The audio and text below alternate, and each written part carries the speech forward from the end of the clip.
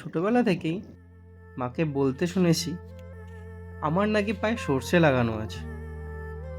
এক জায়গায় কিছুতেই স্থির হয়ে বসে থাকতে পারি না। এখন অনেকটা বড় হয়ে দেখছি কথাগুলো ঠিক অক্ষরে অক্ষরে মিলে যাচ্ছে। ঘোরাঘুরি তো ছোট থেকেই খুব পছন্দের ছিল, কিন্তু অনুমতি না থাকায় অনেক জায়গাতেই আমার অ্যাডভেঞ্চার করা হয়ে ওঠেনি। তাই কাজের সূত্রে যখন এদিক ওদিক যাওয়া শুরু হলো, তার সাথে সাথে নিজের মনে সুপ্ত ইচ্ছাগুলোও প্রকাশ পেতে থাকলো। কাজে গেলেও আশপাশটা ঘুরে দেখা লোভটা কোনোদিনই সামলে উঠতে পারতাম না। তাই সুযোগ পেলেই কাজ শেষে বেরিয়ে পড়তাম এদিক সেদিক। মা প্রথম দিকে শুনে ভয় পেলেও আমার তো বেশ মজাই লাগতো। পরে বাড়ি ফিরে মাকে ছবি ভিডিওস দেখাতে দেখাতে গল্প শোনাতে শোনাতে পৌঁছে যেতাম সেই সব জায়গায় যেসব জায়গায় দিনগুলো কাটিয়ে এসেছিলাম।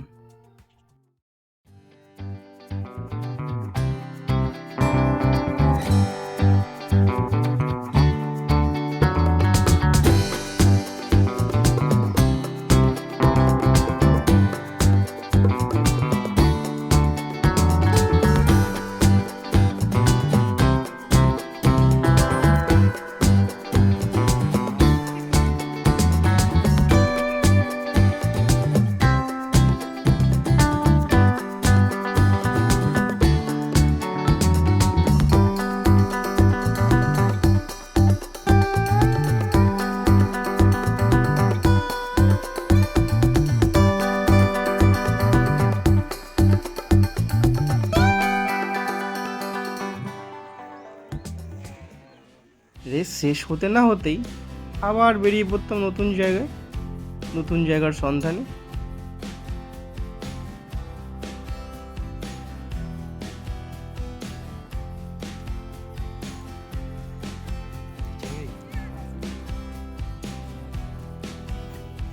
তবে সর্বকালীন আমার পছন্দের জায়গা ছিল যে কোনো চ্যালেঞ্জিং জায়গা, সেটা কঠিনতম পর্বত শৃঙ্গ হোক বা অজানা সমুদ্র সৈকত কিংবা ভয়ঙ্কর জঙ্গল। পৌঁছে গেছি জংরি টপে, অল্টিটিউড 4680 মিটার, ঋষিকন্যা বিচ।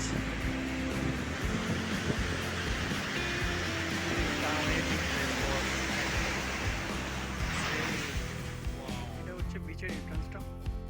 আমরা যেখানটায় ক্যাম্প করেছি ভিউটা এরকম, পুরো ঘন ডেন্স জঙ্গল। শুরুতে ভয় পেলেও এখন অনেকটা সাবলীল, যে কোনো পরিস্থিতিতে নিজেকে মানিয়ে নিয়ে নতুন জায়গা এক্সপ্লোর করতে।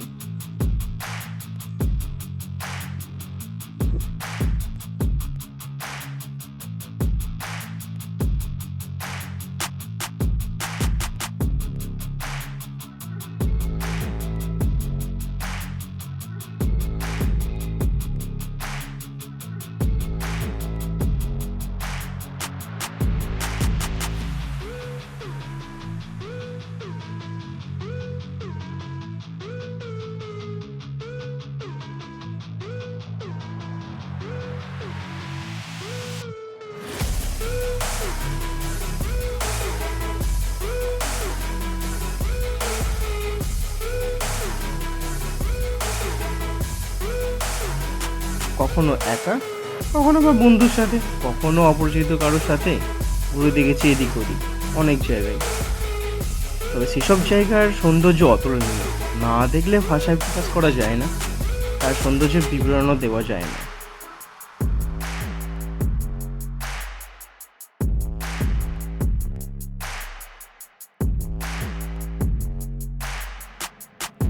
সেই সবেরই কিছু ছবি ভিডিওস লোকেশন নিয়ে আমার ইউটিউব যাত্রা শুরু।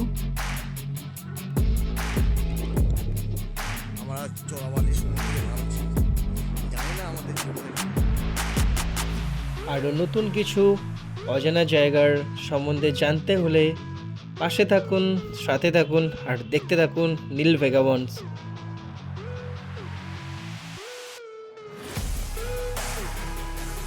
আর অতি অবশ্যই লাইক, শেয়ার, সাবস্ক্রাইব করতে ভুলবেন না। দেখা হচ্ছে পরবর্তী সোলো ক্যাম্পিং পর্বে। আর এভাবেই ঠিক পৌঁছে যাব এক দিগন্ত থেকে অন্য দিগন্তে।